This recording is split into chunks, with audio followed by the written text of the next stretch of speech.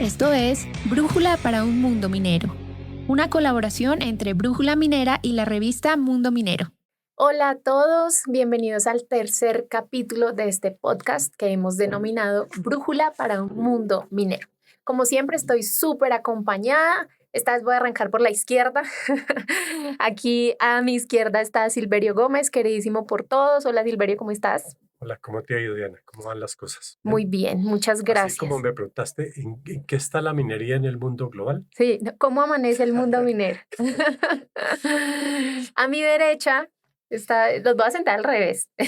Está Jaime Arteaga, director general en Jaime Arteaga Asociados, creador, co-creador y ideólogo de toda esta conversación. Hola, buenos días, buenas tardes o buenas noches. Bueno, como siempre les voy a contar un poco las 3 secciones que tenemos en este podcast. Vamos a arrancar comentando un par de noticias que nos encontramos. No necesariamente son noticias recientes, no tienen más de un mes, pero es que son noticias que a mí me parece que debemos comentar. Los solos titulares nos dicen mucho para comentar. Luego, al segundo segmento, vamos a hablar sobre un par de datos de Brújula Minera que traemos, hacen referencia o conectan un poco con esas noticias que vamos a ver. Y finalmente, unos segmentos chiquiticos de videos o pantallazos de algunas noticias o digamos, algunas posturas que tienen a nivel internacional algunos grupos u organizaciones para que nosotros discutamos un poco qué pensamos sobre eso. Entonces, pues arrancando y para que el tiempo, porque el tiempo en radio es costoso, de una vez vámonos con la primerísima noticia y es que ya para este mes, es así como se titula desde El Colombiano, la Gobernación de Antioquia entregó los 1.777 títulos mineros que tenía bajo su dirección y se los entregó a la nación. Ese es como el titular. Yo la traigo porque además en el podcast pasado nosotros estuvimos hablando un poco del tema de centralización, de cómo los recursos, la gestión y demás, todo pareciera que solo se gestiona acá en Bogotá o el gobierno nacional. Y entonces quisiera saber qué pensamientos nos trae esto de que el gobierno actual, arrancamos con Silverio, quisiera como quitarle esa jurisdicción que tenía, que lo venía haciendo muy bien la gobernación de Antioquia, que aunque digamos, no por esto es que ellos se crean la República Independiente antioqueña, pero lo venían haciendo muy bien y es un departamento con un montón de minerales y un montón de títulos y todas las escalas. ¿Eso qué puede significar? Quitarle como esa visión estratégica que tenía el departamento en su propio territorio. ¿O se la quitó? Quitársela, sí. ¿Se la quitó? Sí. Que ya los entregó. Ya los entregó. ¿Y eso qué significa entonces y qué esperamos de esa gestión ahora nacional? Yo creo que primero que hablar de lo de la función que va a hacer el Estado, lo primero que hay que mirar que son 34 años de ejercicio minero de un departamento que sin la menor duda uno no puede decir que 34 años eso es un fracaso. No, yo creo que hay un trabajo muy serio. El departamento de Antioquia pues tiene alrededor de 9.700 títulos mineros. Es el departamento con más títulos mineros, superado de lejos. Por ejemplo, Cesar tiene 5.600, ¿no? Chocó tiene 1.500, Boyacá tiene 1.500, Huila tiene 1.200, Cundinamarca tiene 800. O sea, pero son 5.700 títulos. Eso lo que demuestra en primer lugar es que hay una gran experiencia, más de 3 décadas, que yo no creo que se puedan echar por la borda o decir arbitrariamente es que nos tomamos esto. Sí. Y la verdad el gobierno pues nos tiene acostumbrados a decisiones así absolutamente sorpresivas, no sorprendentes, sino y en algún punto uno puede llegar y decir abusivas, porque 34 años de historia no se pueden echar en la borda por, quizás si uno saca el carbón, Antioquia y La Guajira y el Cesar, Antioquia es el departamento minero por excelencia, digamos, en Colombia. Entonces yo creo que ese es el primer punto. El segundo punto, y es para los que creemos que la minería es un elemento central de cualquier política de descentralización, ¿sí?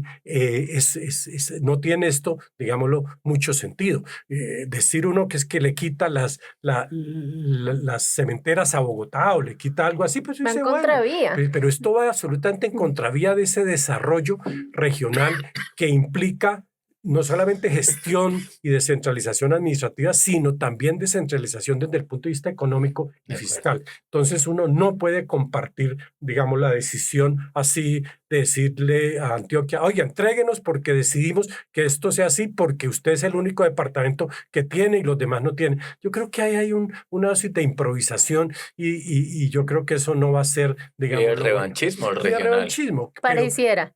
Claro. Pareciera. Hay que entender que el revanchismo no es solo con Antioquia, ¿no? No. Lo que está haciendo el gobierno aquí con Bogotá hace con muy contados días, quitó la parte de salud en el sur de Bogotá, en la administración hospitalaria, le quitaron a la empresa Acueducto y Alcantarillado 2 proyectos importantes por parte del Ministerio del Medio Ambiente. En el caso de la salud fue la Superintendencia de Salud. O sea, son, digámoslo, golpes certeros, específicos, concretos a los temas de toda una política de centralización. Entonces, lo primero que hay que hacer o hay que decir es que esto no es meramente con Antioquia. Claro, Antioquia tiene unas variables que no tienen, digámoslo, el resto del país, tanto desde el punto de vista de los protagonistas como desde el punto de vista electoral. Pero yo creo que esto es una decisión equivocada y por lo menos uno esperaría que esa acumulación de conocimiento de 34 años fuera rescatada y que el doctor Álvaro, el de la agencia Pardo, que conoce el tema minero y sabe, podría, digámoslo, recoger esa experiencia tan importante de Antioquia y mirar a ver qué bueno, qué regular, y seguramente hay fallas, pero digámoslo, yo sí creo que es un ejercicio que debería hacer el gobierno nacional. Sí, no, la contradicción es tan grave que no aguanta ninguna justificación. Pero hay una que no es que sea justificación, pero pareciera que lo que sí quiere recoger es dinero, porque la gobernación, entregando esta administración de esos títulos, deja de recibir, según la noticia y lo que ha dicho el secretario, alrededor de 4.000 millones de pesos al año. Por la administración. Pero eso no es plata. Millones, son 390 mil millones de pesos más o menos. O sea, eso la verdad en cifras mineras no es plata. Son para recursos. Una administración, claro. Para una alcaldía, para una gobernación puede ser alguito, pero 4.000 no es nada. Claro, lo que quiero decir es, si nos vamos desde el punto de Silverio, de decir, mire, esta gente tenía la experiencia, yo no le veo mucho sentido, pues un poco parafraseando a Silverio, de por qué recoger este tema. No, ¿será que solo el asunto...? Yo lo veo sino como un revanchismo explícito, porque es una contradicción enorme en el sentido en que no hay nada más contradictorio frente a las políticas de equidad que una visión centralista. Entonces, en una visión que es completamente centralista del gobierno, lo que hace es reducir cualquier posibilidad de equidad. Entonces se inventan esa vaina del gobierno de los territorios y ese gobierno de los territorios no está actuando, no está sino debilitando los territorios. Y por el otro lado, pues 4.000 millones de pesos no es nada. Para la Agencia Nacional de Minería eso es lo que... No, claro. Nada. Y para la gobernación de Antioquia no creo ni que con eso se paguen los salarios de la Secretaría de Minas. Pero al final de cuentas terminan es como, hay como una idea que ha hecho carrera y es que Antioquia es uribista, ¿no? Y entonces Antioquia es la derecha. Entonces es una generalización extrema que además es acariciada por quienes incluso pertenecen a una visión ideológica en Antioquia, ¿no? Entonces es una vaina que es como le quitan la delegación.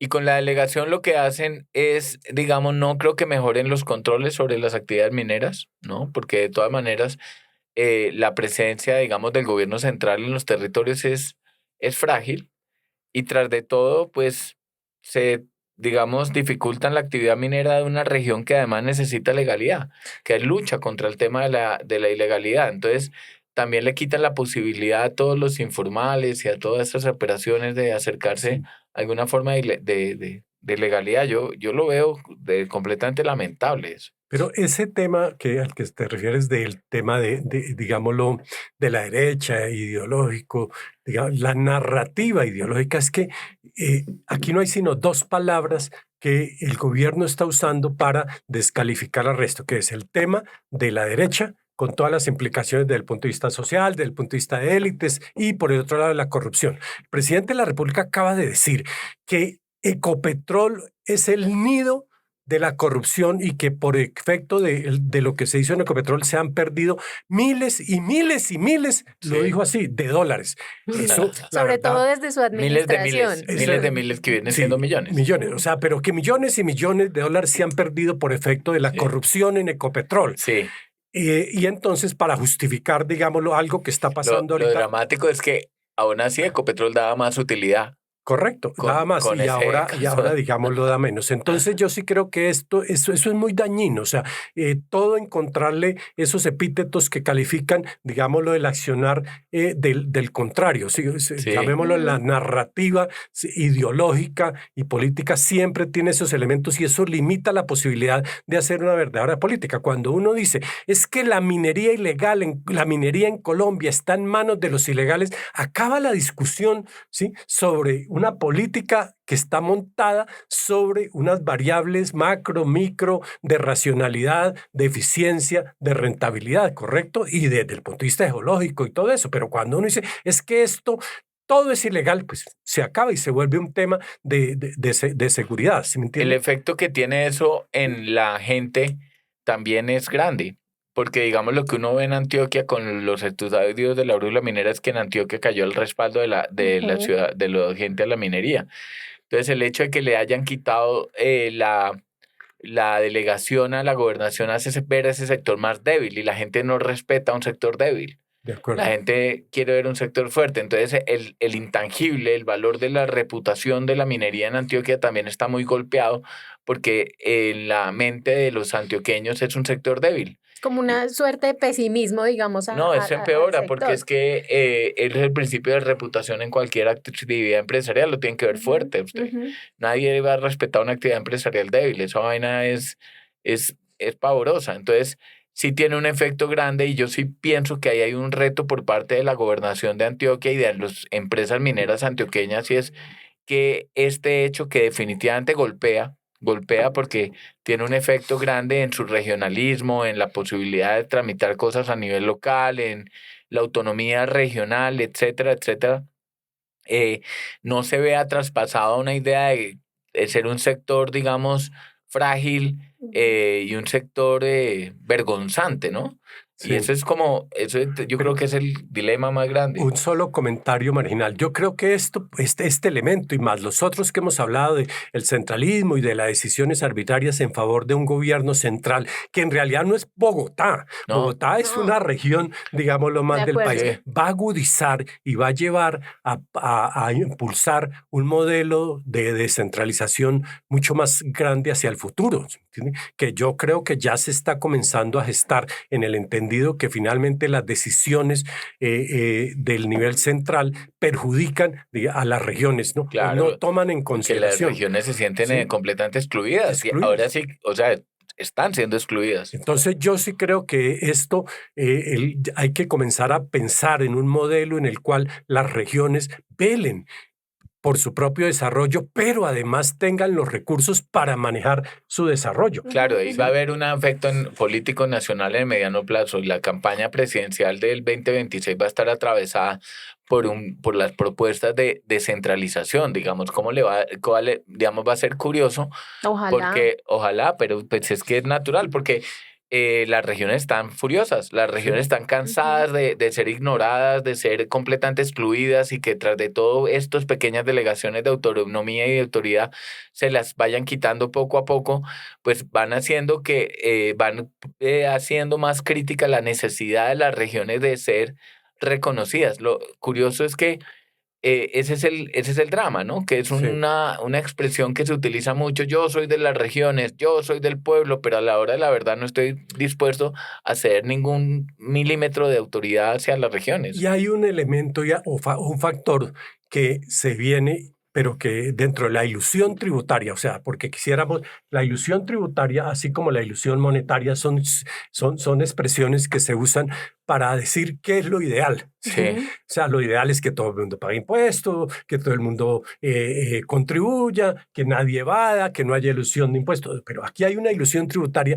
y el ministro de Hacienda está promoviendo un proyecto de ley en el Congreso que es el tema del predial y los impuestos locales. Y entonces primero salió con un anteproyecto diciendo que se puede subir el predial hasta un 300%, lo cual él esperaba que todos en el país dijeran, ¡oh, qué bueno! Los municipios. No, eso es absolutamente irracional, ¿se me entiende? Porque en Colombia las cifras de los prediales han subido ya en una forma acelerada que casi... En las ciudades. En las ciudades. Porque Pero los municipios pequeños del predial no ha subido. Entonces, sí, correcto. Pero eso tiene un impacto en el tema industrial, empresarial. Claro, y en el tema de la gente. Sí. Cuando eso es una variable que manejan los municipios, el predial es de los municipios. Sí. ¿Entiende? Entonces uno pensaría que también debería, así como se habla de las mesas, la mesa técnica para todo, sí, debería haber una mesa de alcalde diciendo, mire, lo que aquí, pues no el predial no tiene que subir lo mismo en Bogotá que subir en Medellín o en subir en Chigorodó. Es que además cuando usted es alcalde, usted tiene dos impuestos, ICA y predial. Y el ICA y el predial no es el 10% de lo que paga una empresa. Entonces es una vaina muy asfixiante porque usted solo tiene dos palancas. El predial, que subirlo, eso tiene unas implicaciones sociales en su municipio. Y entre más pequeño el municipio, más gente sabe dónde vive usted. Sí. Y más gente conoce a su mamá, y más gente conoce a sus hijos, y más gente. Entonces es una decisión muy fuerte para un alcalde de municipio pequeño. Suba el predial. ¿Pero de dónde, hermano? Si son mis vecinos, son mis colegas, ¿sí? Y además de un banco, ¿para qué voy a subir el predial si el banco no va a prestar sobre esa tierra? Sí. En un municipio pequeño. Y el otro es el ICA.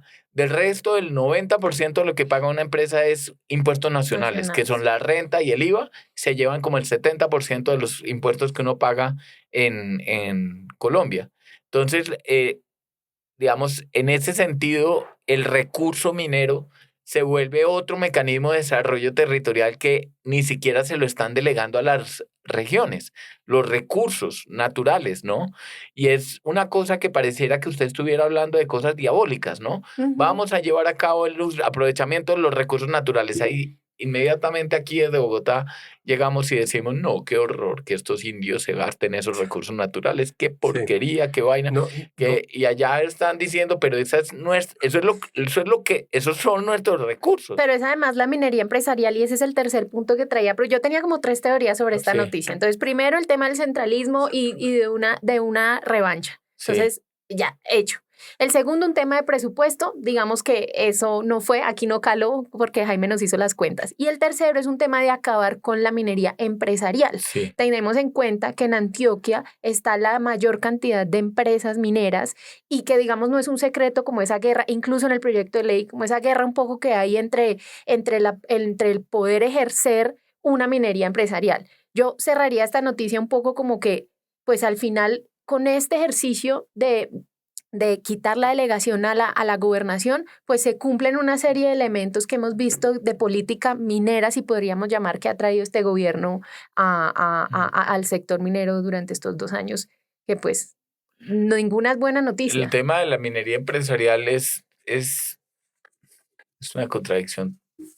Sí. A mí me cuesta muchísimo trabajo entender esas contradicciones, pero la gente las cree, ¿no? O sea, como cuál es la contradicción de la minería empresarial y es como crear una contradicción entre el grupo Nutresa y los vendedores ambulantes que venden las galletas del grupo Nutresa, ¿no? O sea, digamos, uno ve a Koala y a todos venden Vive 100. O sea, esa contradicción me parece un eufemismo que es muy fácil de creer, ¿no? La gente lo cree de una. Y a mí la otra vez me sorprendía que la gente, digamos, una conversación sobre otras personas, digamos, con expertos de sostenibilidad y decían, pero es que es el colmo que planteen minería a gran escala en Chocó. ¿Por qué? ¿No? Les parece pavoroso. Así lo que sea a gran escala sea una minería mal hecha, ¿no? Pero inmediatamente era como una contradicción y yo le preguntaba a la persona, bueno, ¿qué es más eficiente, digamos, y menos impacto? Y la gente considera, y en su cabeza está, que la minería a gran escala genera más impacto. Sí, lo que pasa es que hay unas variables que la gente las interpreta que están ligadas a la minería empresarial, que están ligadas a un tema ideológico y a un tema medioambiental que también tiene un componente ideológico. Entonces, la gran minería explota los recursos naturales del país y se lleva la plata. Sí. La gran minería gana plata. ¿Sí? Sí. Es la que hace los daños ambientales. O sea, eso está en el imaginario que ha sido alimentado por modelos, incluso desde el modelo educativo ha sido alimentado, digámoslo así. Entonces, cuando ocurre eso, entonces la sensación que la gente tiene es que esa minería no es conveniente. Y ahí para, digámoslo, hasta ahí va el análisis, no trasciende a lo que uno dice. ¿Usted cree que alguien está pendiente hoy que debería ser gran noticia la caída en las ventas, la caída en los recursos, en las utilidades de Ecopetrol? No. Ecopetrol es un monstruo, es una empresa muy grande, ¿sí? Y hay regiones que reciben los recursos, pero ellos dicen, no, esto no nos están dando, digámoslo así, los suficientes. Sí. No, y porque da la sensación que está fuera de las manos de uno, como que uno no tiene mucho que hacer ahí, es un tema internacional, pero... Es que ahí no hay nada que haga más daño que el activismo superficial. Sí, claro. Yo estoy obsesionado con ese concepto. El activismo superficial es como un activismo que cogen un titular y rapidísimo condenan o toman una decisión sobre un asunto inmediato, ¿no? Entonces juzgan. Entonces es una vaina muy rápida de hacer, un activismo superficial, y eso tiene afectado todo el mundo entero está afectado por el activismo superficial. Y cuando uno ve los resultados de la democracia en el mundo y la forma en que los países están escogiendo a sus presidentes, son efecto natural del activismo superficial. Termina uno a punta de colmos. El colmo. El colmo de... Oiga, y hablando de el colmo, miren solo el titular, sí, que a mí me parece el colmo. Yo no sé si es de redacción o qué, también es del colombiano, pero dice: alerta en páramo de Santurbán. Denuncias extorsiones del Clan del Golfo a mineros ilegales por el oro. A mí me parece el colmo. Entonces llega el ilegal, el señor ilegal, que no sé cómo lo identifican, y le dice: oiga, señor alcalde, me están extorsionando por mi actividad ilegal. Sí. Mire, el páramo de Santurbán hay que conocerlo, visitarlo, mirarlo. Sí. Yo tenía una idea distinta. Yo creía que era un páramo que uno iba allá y el frío lo acosaba. Y sí, no, allá hay unos elementos de minería que son ancestrales. Mire, cuando uno va y visita esos municipios... Pero el frío sí lo abraza. Sí, pero no tampoco. A lo mejor es que uno como camina un trecho, entonces lleva un poco de calor, pero bueno. Mire, cuando uno va a municipios como ¿cómo se llama? Betas. Sí, California. Hay otro que se llama Suratá. Sí. Charitá, alguna cosa. En el Parque de los Pueblos, de varios de esos pueblos, hay... La imagen no es Simón Bolívar ni el general Santander, pues hablando de Santander, sino un minero, una estatua de un minero. Sí. Lo cual demuestra que esos municipios han sido ancestralmente, digamos, los mineros. Y entonces el páramo de Santurbán, donde nace el río que lleva el agua a Bucaramanga, ¿sí? Ahí eso. Cuando uno va subiendo y encuentra una gran cantidad de pequeños mineros metiendo los chuzos por el monte para sacar hacia el río, poder lavar y usar el cianuro y el mercurio y todo para hacer la explotación. Eso es minería artesanal, ¿sí? Entonces... informal. Hasta ahí, digámoslo, que es una precisión que siempre estamos abusando de esas expresiones. Sí. Lo que está ocurriendo ahorita es que, de acuerdo con el gobernador de Santander, él dice, nos han llegado como 300, la expresión de forasteros. Sí, o sea, gente que llega allá al páramo Santurbán. El páramo Santurbán, o esa zona del Santurbán, el río, que baja y que llega a estar hasta abastecer a Bucaramanga, realmente hay una gran cantidad, digámoslo, de oro. Sí. No hay ninguna explotación importante, es todo. Y es dramática la pobreza y las condiciones en las que están viviendo esa gente. En un momento dado estuvo esta empresa, ¿se acuerda? Que Ecooro, que fue la que funcionó y avanzó. Que funcionó y avanzó, pero finalmente salió por distintas circunstancias, ¿no? Y ahí también está la otra empresa que es Minesa, sí. Pero yo creo que aquí ha faltado mostrarle a la gente o hacer ese trabajo para mostrar ¿cómo podría una explotación minera importante, ¿sí?, ayudar y sustituir en buena parte esa minería tan pobre, tan paupérrima que están teniendo ahí y que le abre el paso ahí sí para el tren de no sé quién y todos estos grupos ilegales meterse allá y sacar el oro? Porque hoy explotar oro está siendo un gran negocio. El precio del petróleo está en unos niveles muy altos del oro a nivel internacional y eso pues, es finalmente, digámoslo, el negocio y las cifras, digámoslo, lo demuestran. Entonces, yo sí creo que, mire, en un municipio, California, creo que tiene 10 policías.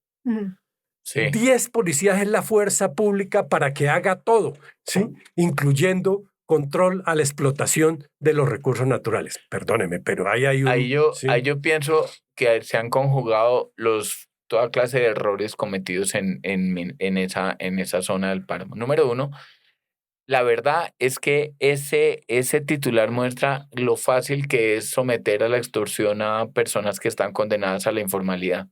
Porque es que lo mismo pasa con los vendedores ambulantes nuevamente, insisto, si usted se para en la esquina, es muy probable que el vendedor ambulante le esté pagando a una banda para que le deje pararse en esa esquina. ¿Por qué? Porque son informales, ¿no? Y hasta que el Estado no les da una forma, un reconocimiento por lo menos, ellos están expuestos a que paguen por esa esquina una plata para que los dejen limpiar vidrios en un semáforo. Entonces, en ese semáforo, cada de estos señores o señoras tienen que además levantarse y además a mí sí me conmueven muchísimo los vendedores informales y la gente que trabaja en la informalidad porque trabajan un poco como a la esperanza de que salga bien la cosa ese día, no se vayan a enfermar, que no les vaya a pasar algo. Es una cosa muy dramática, ¿no? Entonces, a ellos los tienen extorsionados las bandas criminales porque no hay un Estado que facilite la formalización. Sin duda. Entonces, es muy rápido que las bandas criminales los cojan porque así ocurre, porque el Estado no ha sido capaz de reconocerlos, ¿no? Y de reconocerlos y de facilitar su reconocimiento de su existencia, ¿no? Y eso pasa también por lo que usted relataba, Silverio, y es que, vuelvo, insisto, el activismo superficial, que ojalá se llame así este capítulo porque es lo que me tiene, lo que me da me muestra esto, es toda la gente que hizo el activismo del páramo de Santurbán no tiene la más bendita idea de quiénes son los que viven en Santurbán, de qué han hecho, cuáles son sus generaciones, que existen. Y es muy fácil para ellos decir, no, es que se mantenga la minería a pequeña escala. Así los municipios de Sotonorte estén completamente toteados, porque están toteados los municipios de Sotonorte. Cuando usted compara cómo se han avanzado las diferentes provincias de Santander, la provincia más atrasada es la provincia de Sotonorte, porque no hay actividad empresarial, no hay recursos para las alcaldías, no hay recursos de inversión de ninguna característica. Y entonces además el tema ilegal. Y pues esta actividad que ha sido, en este caso yo creo que informal, en este caso y tradicional, en el caso de Santurbán, donde además no hay espacio para nada. Entonces la gente en el resto del Santander, digamos, ha definido cuál va a ser el futuro muy lamentable de la provincia de Sotonorte, en la cual no hay cabida. Y a ese activismo superficial que ha condenado a la provincia de Sotonorte en Santander, se suman errores muy graves de la actividad empresarial. Minesa no ha tenido la decencia de presentarse, los dueños de Minesa no han tenido la decencia de presentarse en Santander, de decir, miren, nosotros somos el grupo Mubala, este es mi nombre, yo respondo por esto, esta es la característica, mi fondo. No han ido por allá. No, digamos, se presentan, no han hecho un esfuerzo formal de decir quién está detrás del proyecto. Sí. Y adicionalmente han reducido, digamos, se ha hecho todos los errores que se puede cometer para construir licencia social para operar, se han cometido en ese proyecto, desde pensar que a los santanderianos los va a conmover un contrato de proveeduría. O sea, usted hágame el favor, en Bucaramanga, ¿cuántos contratos de proveeduría va a dar para que un santanderiano, digamos, diga, no, yo cambio de idea? No se ha hecho ese esfuerzo. No se ha hecho ese esfuerzo y no se ha hecho el esfuerzo por entender que la llave la tiene, digamos, un reconocimiento de la minería ancestral o de la minería informal de la región, y un reconocimiento de los dueños de la operación, que se presenten formalmente, que digan, somos nosotros los que respondemos por esta operación. Y adicionalmente, y súmele, pues lo del activismo superficial que existe frente al tema del páramo de Santurbán. Entonces la gente dice páramo, inmediatamente dice, no, qué horror, una mina. La gente no conoce los páramos de Colombia, no tiene ni idea de que están los páramos de Colombia. Pero Jaime, mire, aquí hay un punto que uno sí tenemos que darlo claro.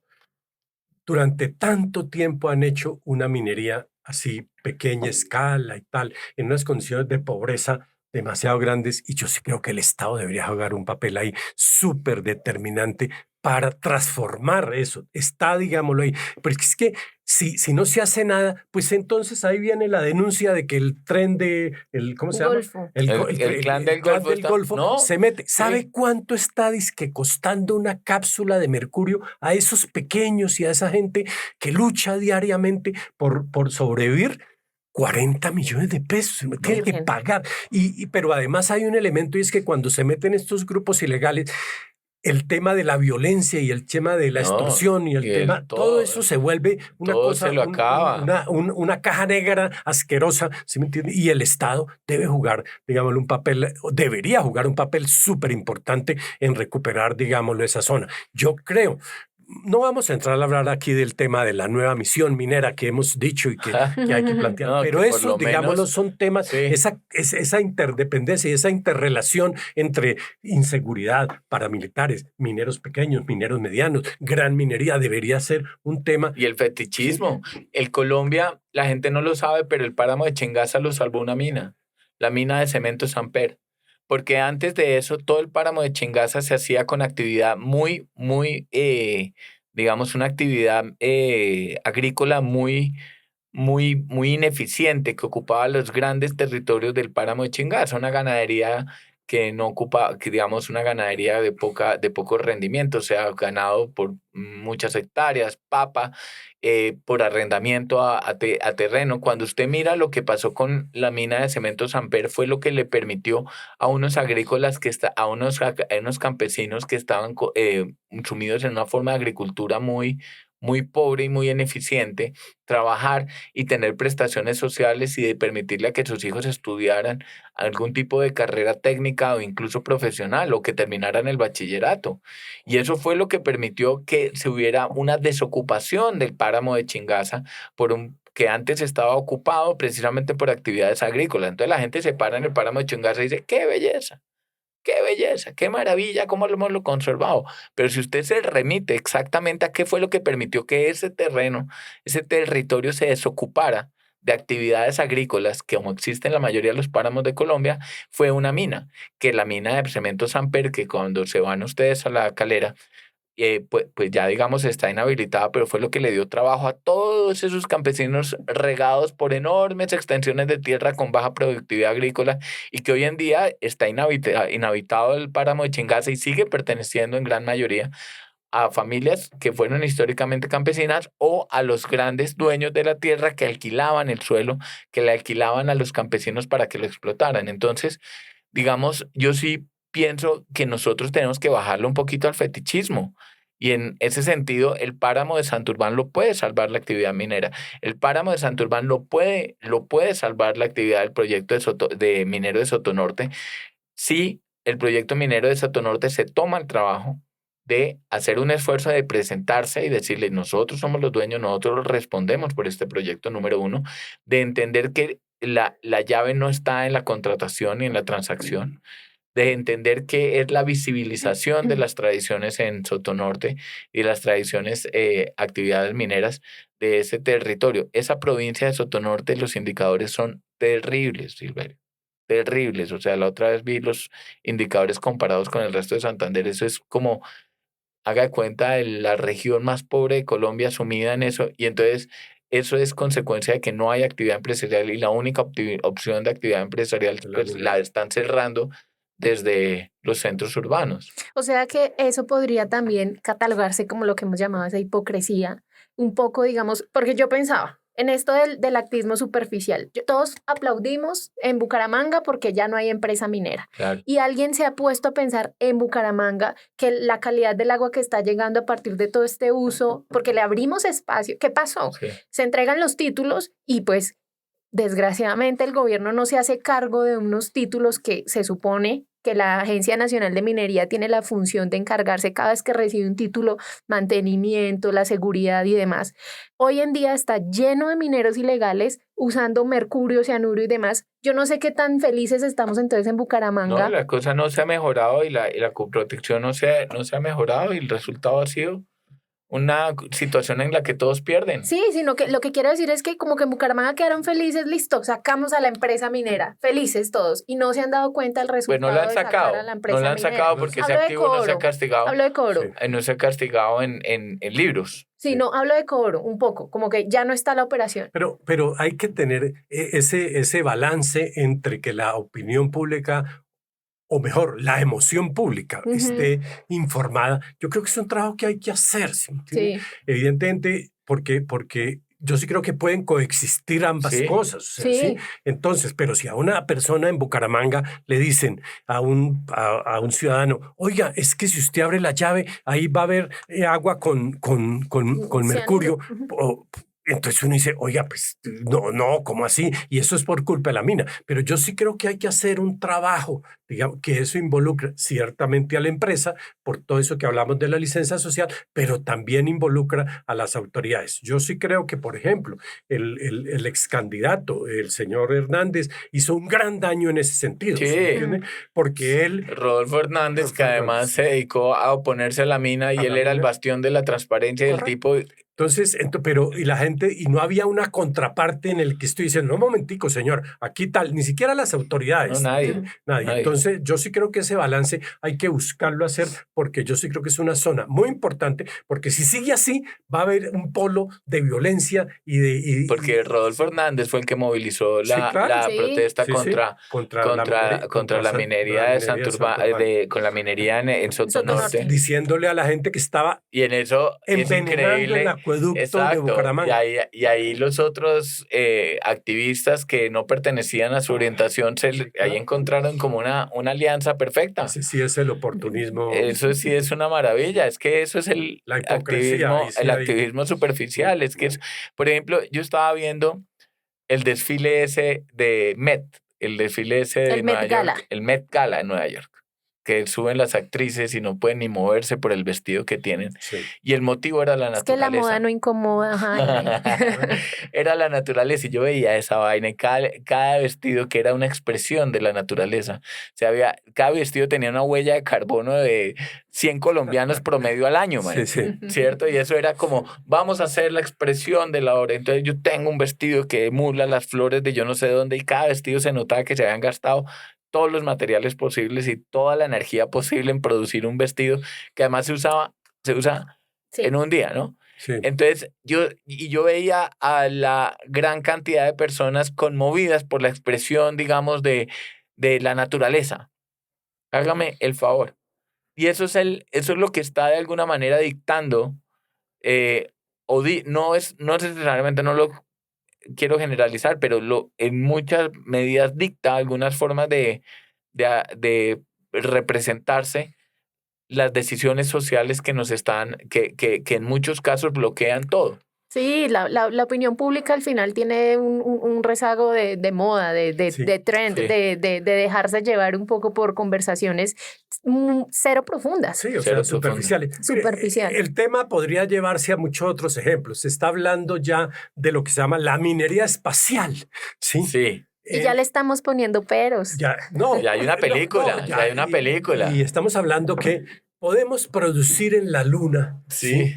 Ya hay una película. Gran cantidad. De hecho, ya hay 2 películas. Pero también podemos coger los asteroides, en contra de eso. Que son las rocas esas que tienen minerales de otro tipo. Y eso podría abastecer a la Tierra. Y ya hay investigaciones y diciendo lo podemos hacer.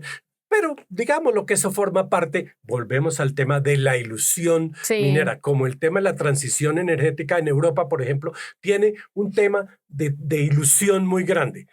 Europa produce petróleo y carbón. Sí. pero solamente produce el 3% de los minerales que consume. Sí. Pero está diciendo, queremos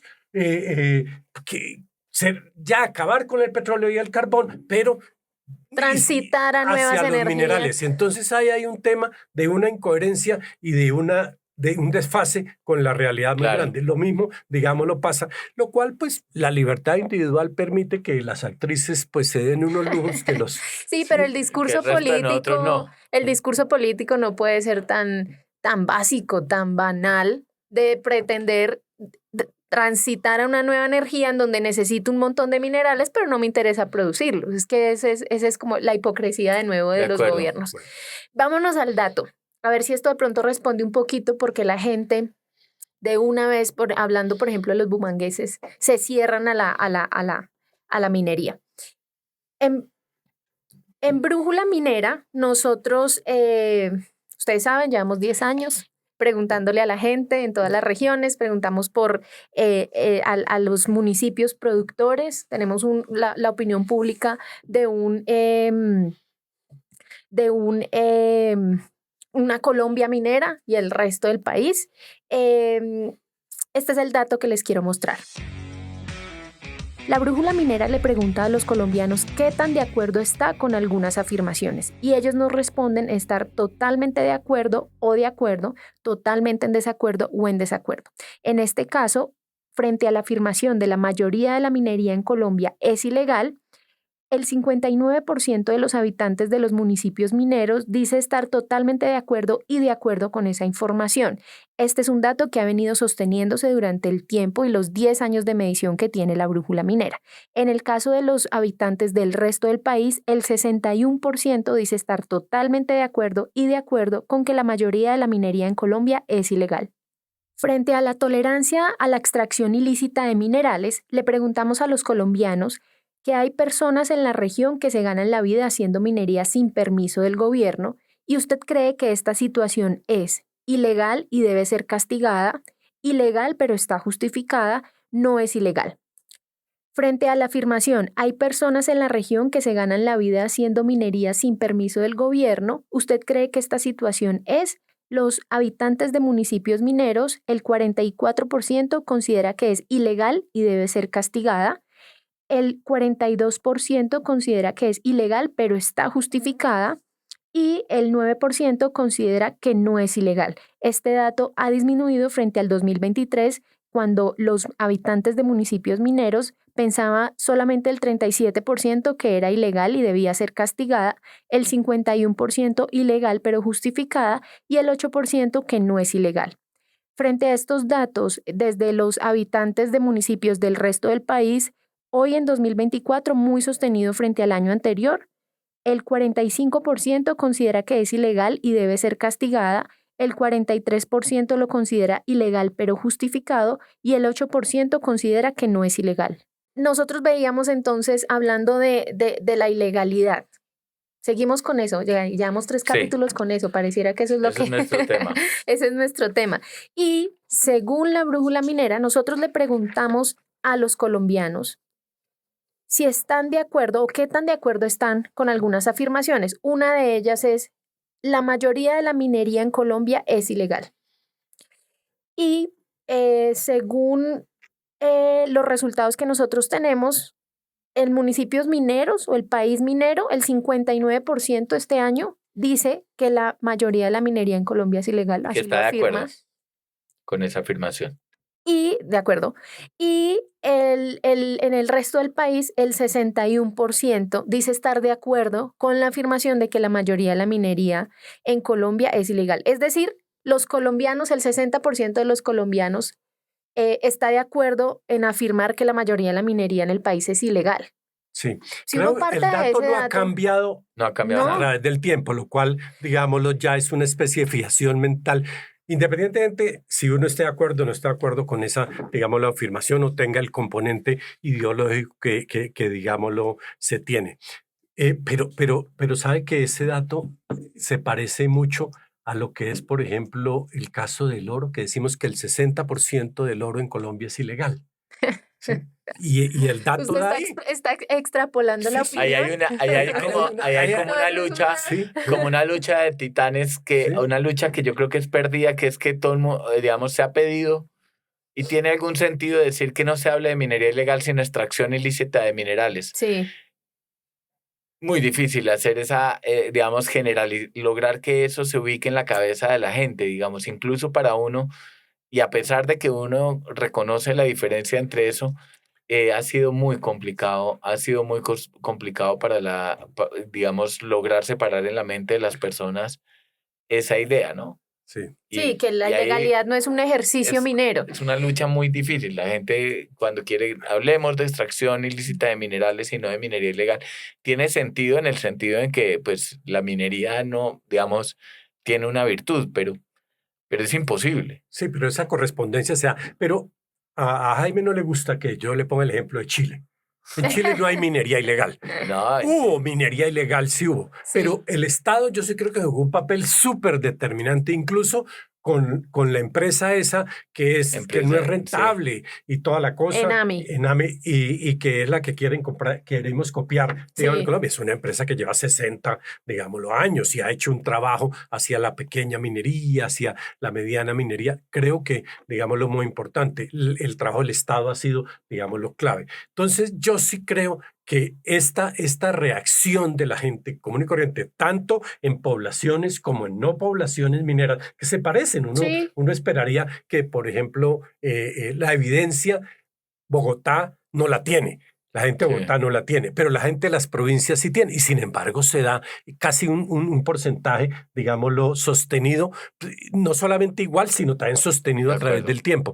Entonces yo sí creo que hay un trabajo muy, muy, muy importante por parte de las autoridades, por parte incluso también de las mismas empresas. O sea, yo creo que hay que, digámoslo, fomentar.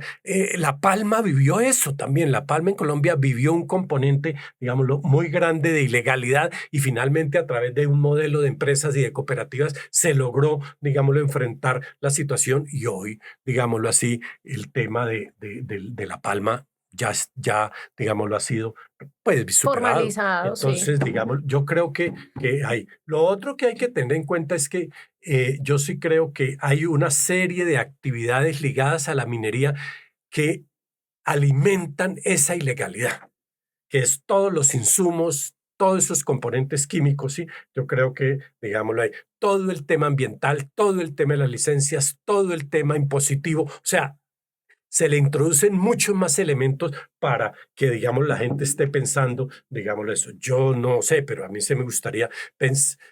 me gustaría pensar o por lo menos plantear cuánto es los recaudos o los impuestos, la participación, no de las grandes empresas mineras que pues están en la legalidad y funcionan desde el punto de vista impositivo bien, regular, con algunas fallas, pero funcionan muy bien.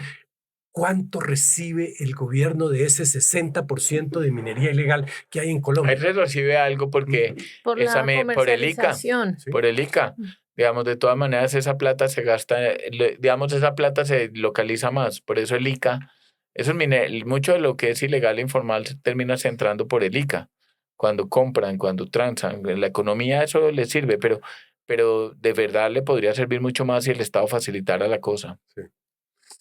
Yo no sé si de pronto esto tenga algo que ver y un poco porque, claro, al ser el dato como permanente todo el tiempo, eso está en la cabeza de la gente. Y hay otro dato de la brújula que quisiera traer, tenemos la comparación solo del año pasado a hoy, y es si la gente de pronto está como acostumbrada a la actividad ilícita, o más que acostumbrada, la tolera, la justifica.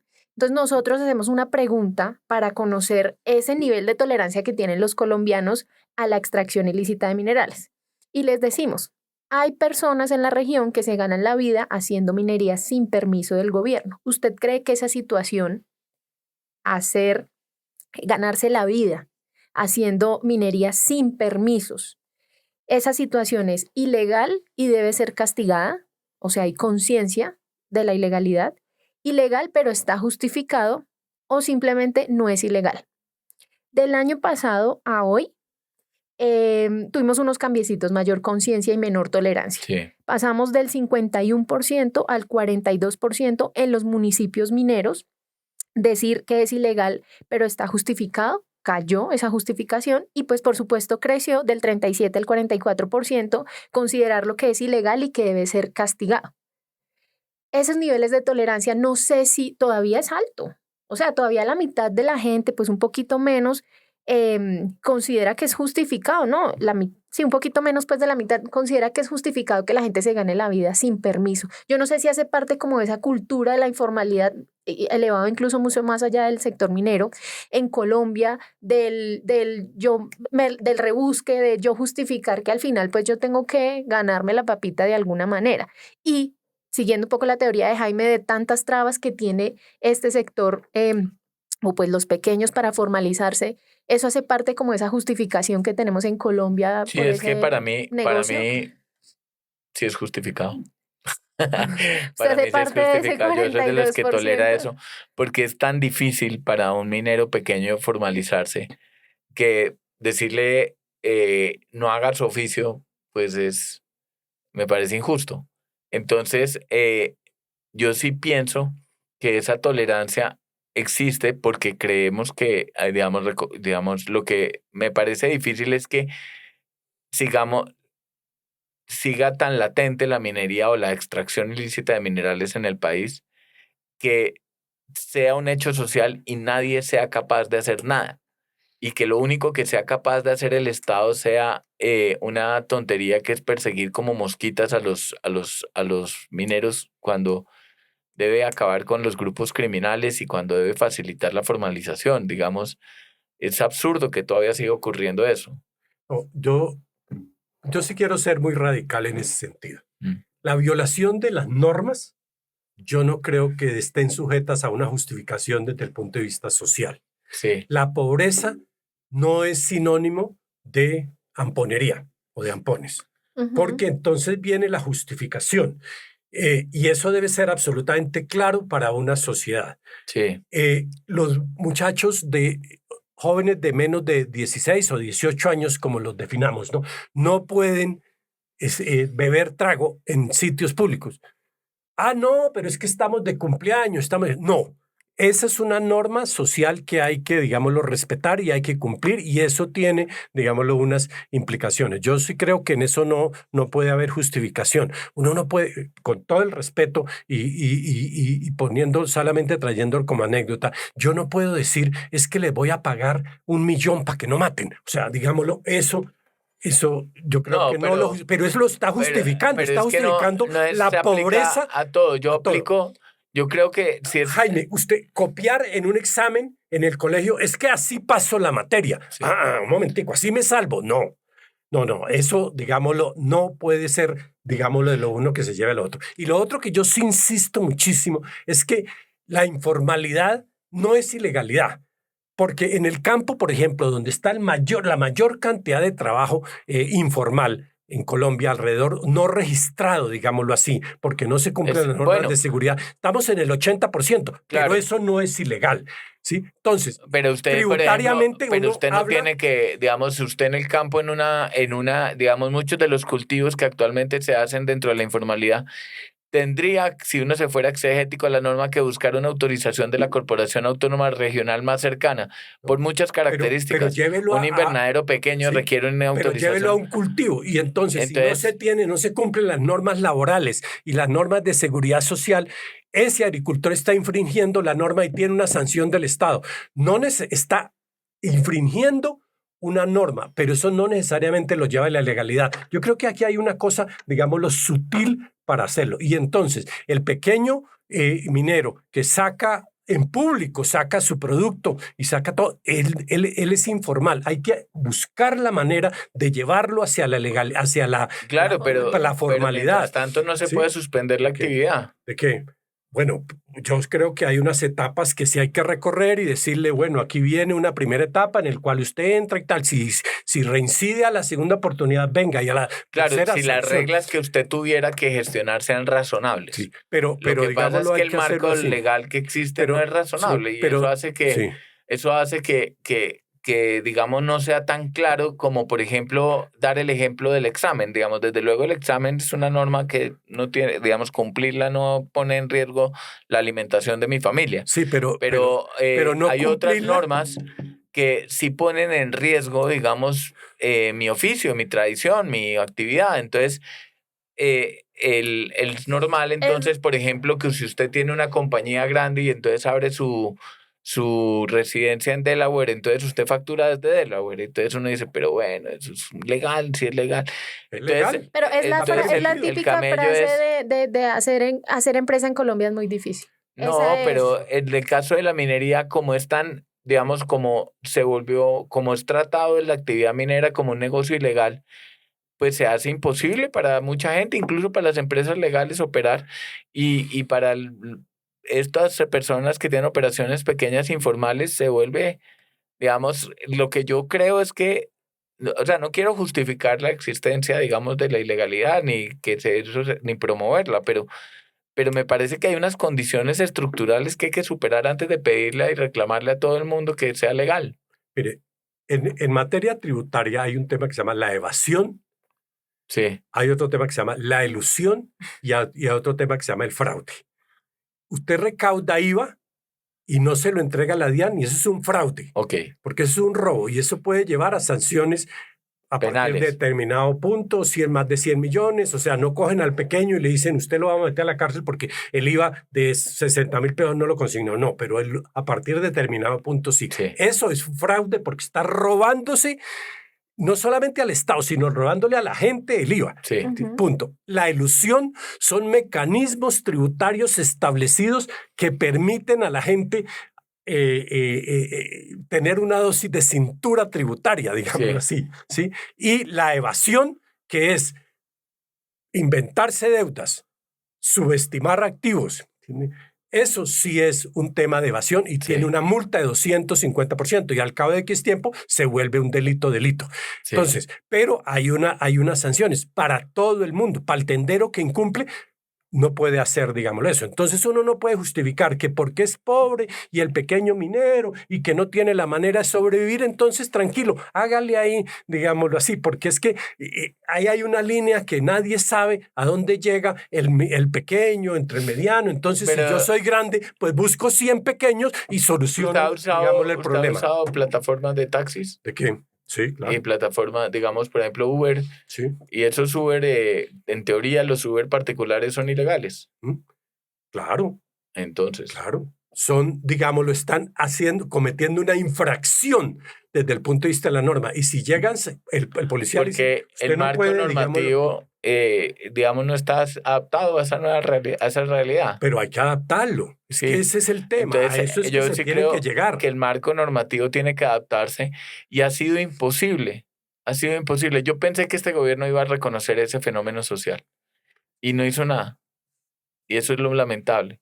No se ha hecho absolutamente nada por reconocer eso. Entonces eso es lo más triste porque eso era la urgencia. Bueno, pero yo creo que el tema da para muy largo. Pues llevamos 3 capítulos y seguimos en eso. Pasemos entonces al tercer segmento. A mí siempre me queda muy difícil cerrar el tema de la ilegalidad y de la extracción ilícita. Eso va a estar en este podcast. Forever, por lo menos en esta primera temporada.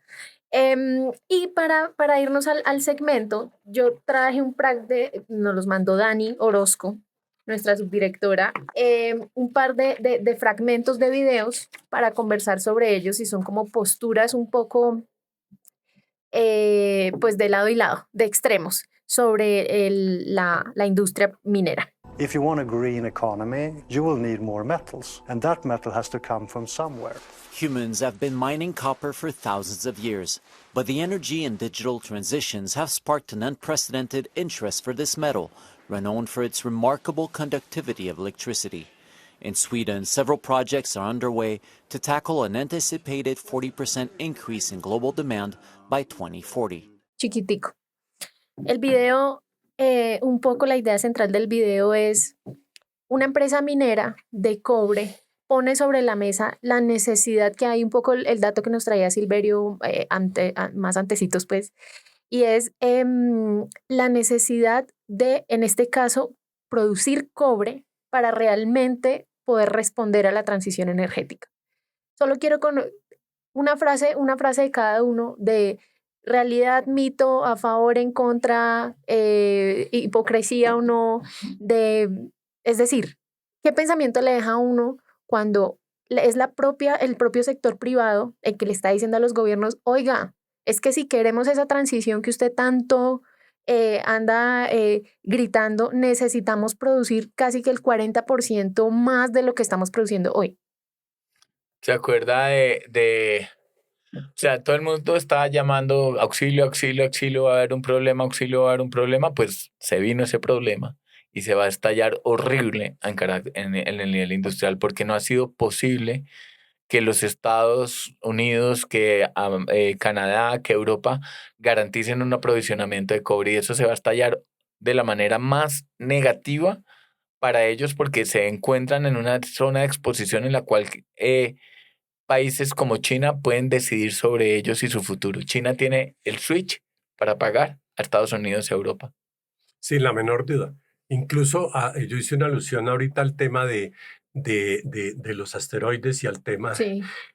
China acaba de hacer una cosa espectacular en el espacio, ¿sí? Y dice, es que allá es donde está lo que necesitamos, ¿no?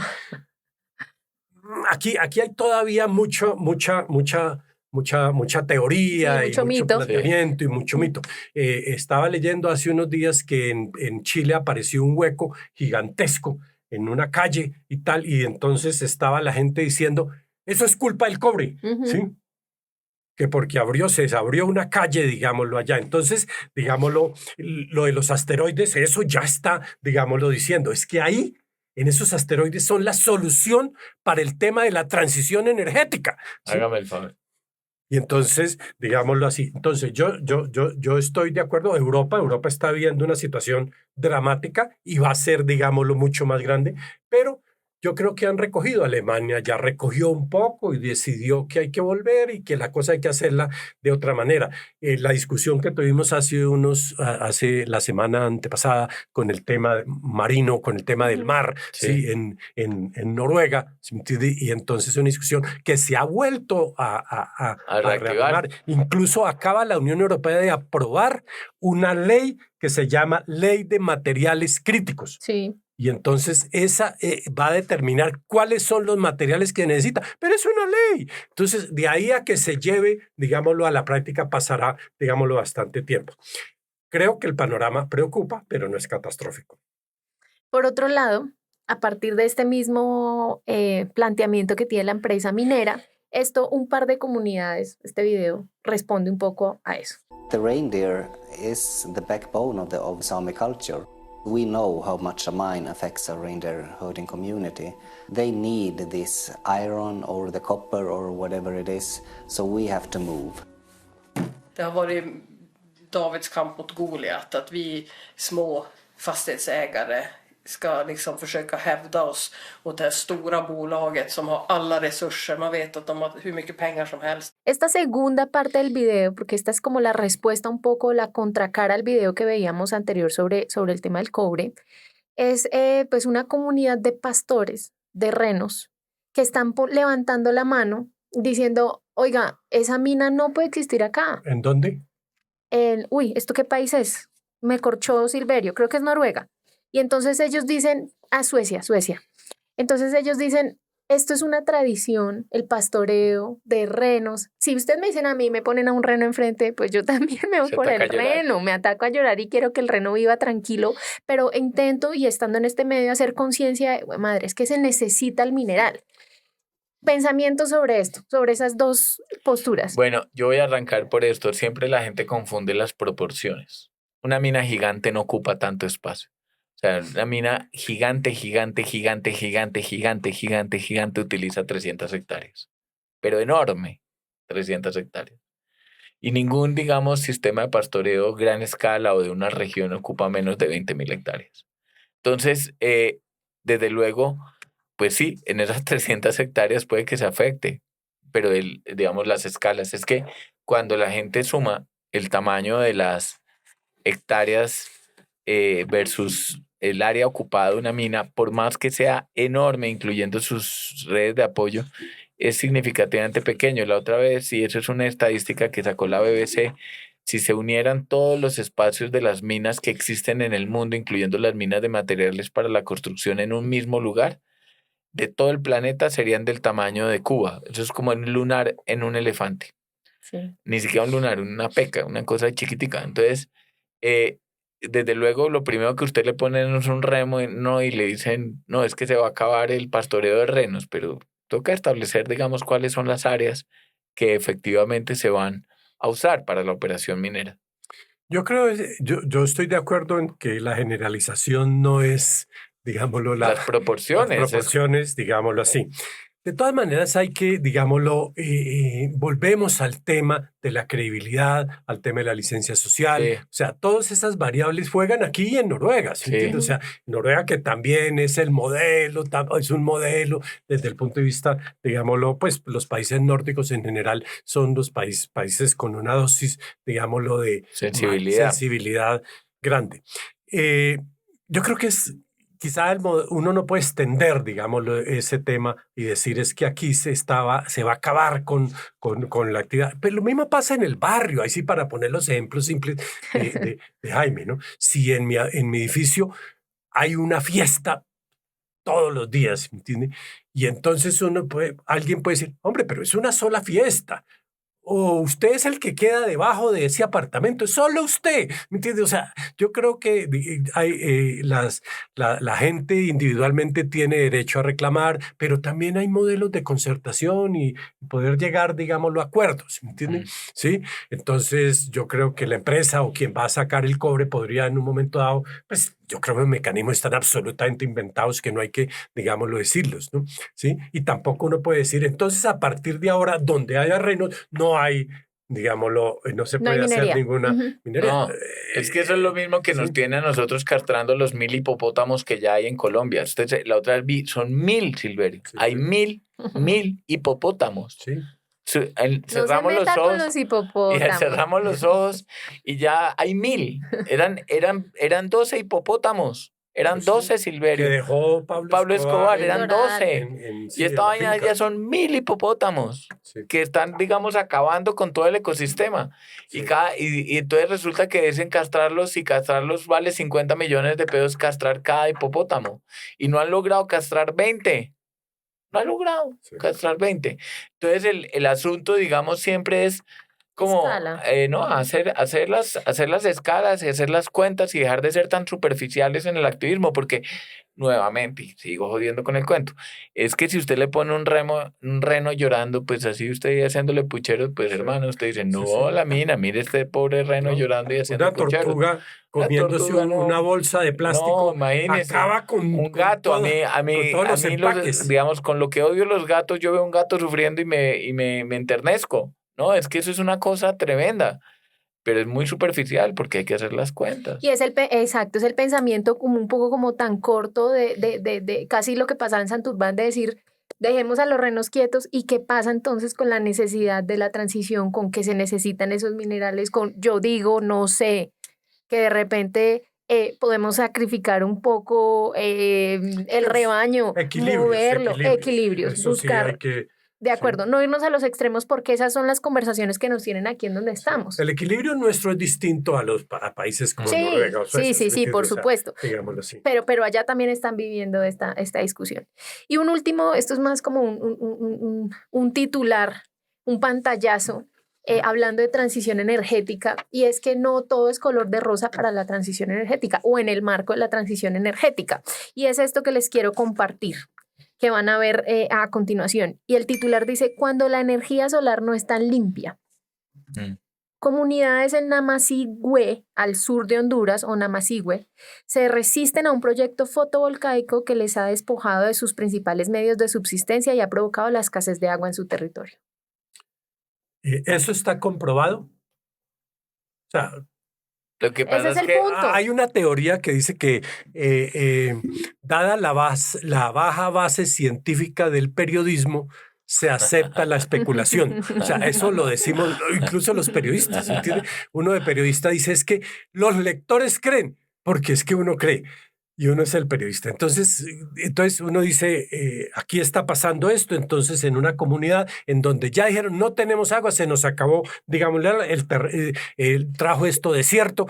Lo que pasa es que ahí pasa algo muy similar a Cerrejón, digamos, y es que, pues, obviamente yo estoy montando una planta fotovoltaica en donde el sol pega duro, en donde aquí la nube no pasa. Entonces el desierto ya existe, el desierto ya existía, ¿sí? Y un poco haciendo como el paralelo con Cerrejón. Pero entonces el cuento o la paradoja otra vez el colmo es, oigan, ni las nuevas energías. O sea, hay un tipo como de obsesión por oponerse a cualquier tipo de proyecto, pensando un poco desde como tan a corto distancia de dónde vamos a sacar la energía, si también le están poniendo peros a la energía solar, a la eólica. ¿Qué hacemos entonces? ¿Para dónde nos vamos?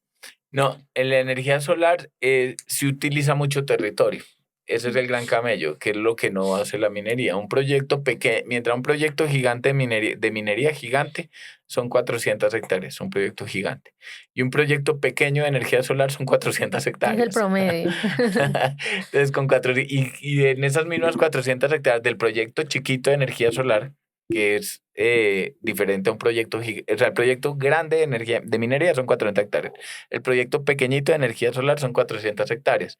Y en esas 400 hectáreas se generan 8 puestos de trabajo.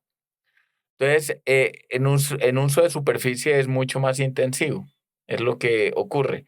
Por ahí tomaron la decisión de decir que en Providencia iban a dejar energía solar y pusieron un parque fotovoltaico en Providencia, donde el uso del suelo es muy limitado. O sea, el suelo en una isla es lo menos que tiene. Y le quitaron, y están en el objetivo de descarbonizar una comunidad que no tiene carro, que no tiene moto, que lo que utiliza es emitir pues, por ahí en la lancha, que no usan fast fashion porque son comunidades nativas y sí les están ocupando un resto de territorio. Entonces, ahí es, digamos, yo veo que esas energías, digamos, esas soluciones con energía solar tienen ese gran problema, que es que usted sí tiene que desplazar enormes cantidades de comunidades para producir una energía, por lo menos, digamos, la proporción de un proyecto solar es gigante.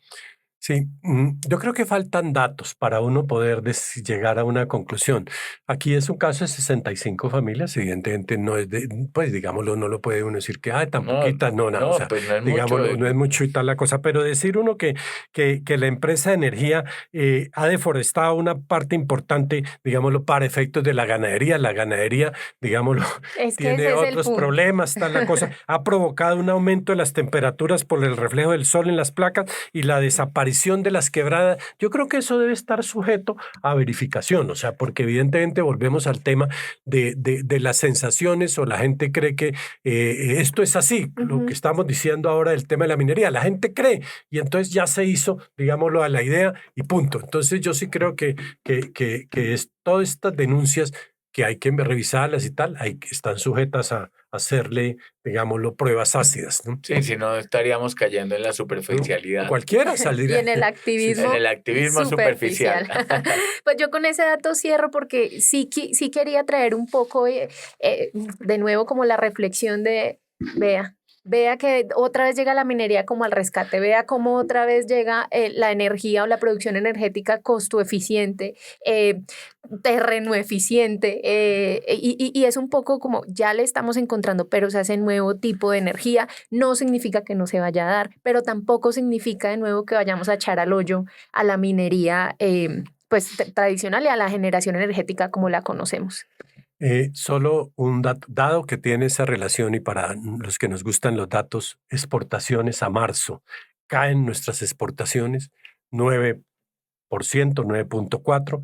Las exportaciones de petróleo caen 18%, la industria cae 3.7% y otros, incluyendo el oro, 9.5%. Hay una cifra y es que el año pasado las cifras de oro fueron muy altas, entonces este año ha bajado, digámoslo, un poco, se han exportado 727 millones de dólares en oro. El año pasado iban 800, pero el año pasado fue ejemplar. Pero las cifras de comercio exterior de Colombia no van mal. La conclusión se deja al arbitrio de quienes nos están viendo en el sentido de que seguimos dependiendo de energía, de petróleo y de carbón y de recursos naturales para nuestro sector exportador.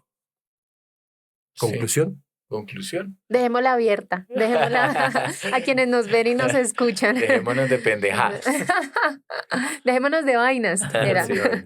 Muchas gracias a quienes nos escucharon con ese datico, con ese dato coctelero económico que nos regala Silverio. Nos despedimos el día de hoy. Esperamos verlos en la próxima edición de Brújula para un Mundo Minero. Jaime, Silverio, muchísimas gracias por la conversación de hoy. A ti porque la moderación, Está bien, nosotros está bien. estuviéramos Ya seguiríamos. Se va para largo. Comentando, porque eso se usa en todos estos sistemas de informaciones, el pie por debajo. No he tenido que Llamándonos codearlos, la no he tenido que codear. Listo. Muchas gracias, nos vemos. Chao.